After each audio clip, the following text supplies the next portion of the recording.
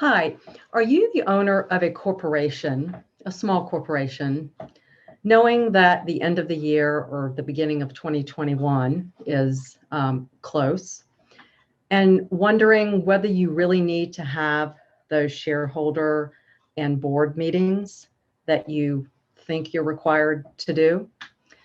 I'm Katherine Taylor, the lawyer for business owners, and the short answer to that question is yes, you do.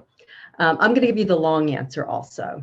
So by law in most states, my practice is in Maryland, but by law in most states, a corporation has a board and has shareholders. And both of those groups of people have to have at least annual meetings. That is, unless you're a closed corporation. I've discussed what a closed corporation is in a prior video. Basically, it's an election that you can make in some states to remove some of the formalities, like having the board meetings and shareholder meetings. Most companies are not closed corporations, however. So if you're not a closed corporation and you are a stock corporation, then you're going to have an annual shareholder meeting and an annual board meeting. The main purpose for the shareholder meeting is to elect a board or board members. And the main purpose for the board meeting is to elect the officers of the business and then to conduct any important business that has to be, decisions that have to be made by the board. When you have the meeting, it doesn't necessarily have to be in person. Most states allow corporations to have what is called, instead of an in-person meeting, they allow either the board or the group of shareholders to do what is called a consent in lieu of a meeting.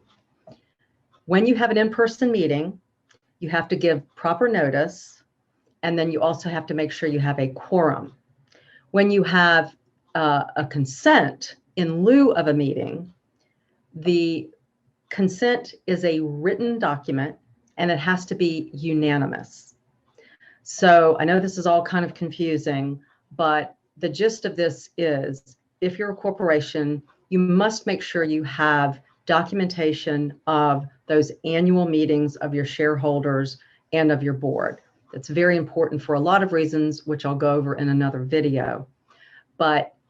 And when you have that meeting, you have to make sure you document it, put the documentation of those meetings or the consents along with all your governing documents, so that if questioned, you'll have easy access. If you have any questions, please give me a call or email me. My contact information is on our website at www.taylorlegal.com. Thank you.